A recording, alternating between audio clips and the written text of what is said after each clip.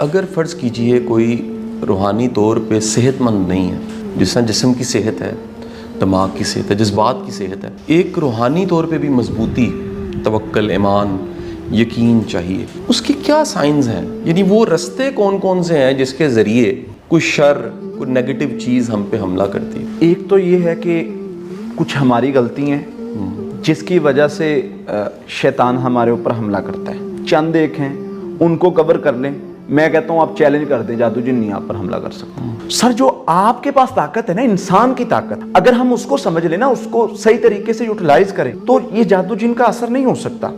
وہ کس طریقے سے؟ سب سے پہلے تو ہم نے جادو جنات کی طرف اپنی چیزوں کو منسوب نہیں کرنا۔ فار ایگزامپل جادو ہو گیا ہے آپ پر، جادو جنات کا مسئلہ بن گیا ہے، ٹھیک ہے، بن سکتا ہے بھائی، ہوتا ہے، کوئی ایک نہیں ہزاروں کیسز ہیں، بن گیا ہے، اس کو ریپیٹ نہیں کرنا۔ اب اس کے پیچھے کیا لوجک ہے؟ اللہ کے نبی صلی اللہ علیہ وسلم سواری پر تشریف فرمائیں، آپ جا رہے ہیں، صحابی نے مہار پکڑی ہوئی ہے، سواری کو ٹھیڑا لگتا ہے۔ اب جیسے ہمارے محاورے بنے ہوتے ہیں، صحابی نے محاورتاً بول دیا کہ شیطان کا برا ہو۔ اللہ کے نبی صلی اللہ علیہ وسلم نے فرمایا میرے صحابی یہ شیطان کی طرف کیوں منسوب کیا ہے؟ حضور شیطان کی وجہ سے ہمارا نقصان ہونے لگا۔ آپ نے فرمایا ایسا نہیں کرنا، جیسے ہم کرتے نا، وہ کام بھی جن نے کیا، وہ جادو نے کیا، فلان جادو نہ ہوتا تو میں پاس ہو جاتا، جادو نہ ہوتا تو میں کامیاب ہو جاتا، جادو نہ ہوتا تو میرا بزنس کامیاب ہو جاتا۔ اللہ کے نبی صلی اللہ علیہ وسلم نے اس چیز سے روکا، فرمایا جب تم کہتے ہو نا وہ جن نے کیا، جادو نے کیا، شیطان کو تم طاقت دیتے ہو، سر موٹا ہو جاتا ہے، حدیث کے الفاظ ہے، اتنا پھول جاتا ہے جیسے ایک حجرہ ہے، اور جب تم کہتے ہو نہیں نہیں اللہ کے حکم سے ہوا، یہ اللہ کا نام ہے، نبی صلی اللہ علیہ وسلم فرمایا جب تم اگنور کرتے ہو اس چیز کو، اگنور کرنا، اس میں اتنی پاور ہے، یہ ایک بڑے سے بڑے جن کو اتنا ذلیل کر دیتا ہے، اتنا کمزور کر دیتا ہے، حدیث کے الفاظ ہیں، اللہ کے نبی صلی اللہ علیہ وسلم فرمایا ایسے ہو جاتا ہے جیسے ایک مکھی ہے۔ طاقت بھی ہم نے دینی، کمزور بھی ہم نے کرنا۔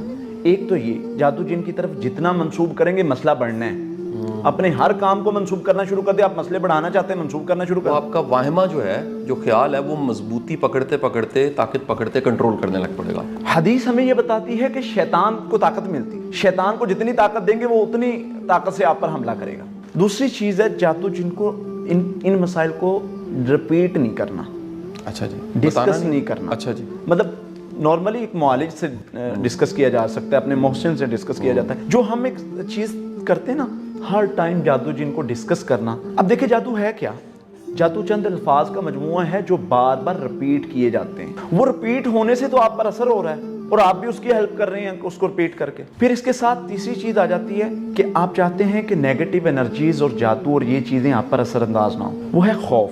آپ کو جادو جن شکست دے ہی نہیں سکتا جب تک آپ پر وہ خوف طاری نہ کر لیں، آپ کو خوف زدہ نہ کر لیں۔ اگر علاج کے اصول بتاؤں نا تو اس میں اللہ تعالیٰ نے اپنے نبی کو یہ سکھایا ہے۔ حضرت موسیٰ علیہ السلام جب میدان میں اترتے ہیں جادوگروں کے خلاف، وہ میدان جس میں دنیا کے سب سے بڑے جادوگر بلائے گئے اور کہا گیا کہ ان کا توڑ کوئی اس دنیا میں فی الحال تو نہیں ہے، اللہ تعالیٰ نے جب اپنے نبی کو اتارا نا میدان میں تو ایک انسانی فطرت ہے خوف، وہ فیل ہوئی۔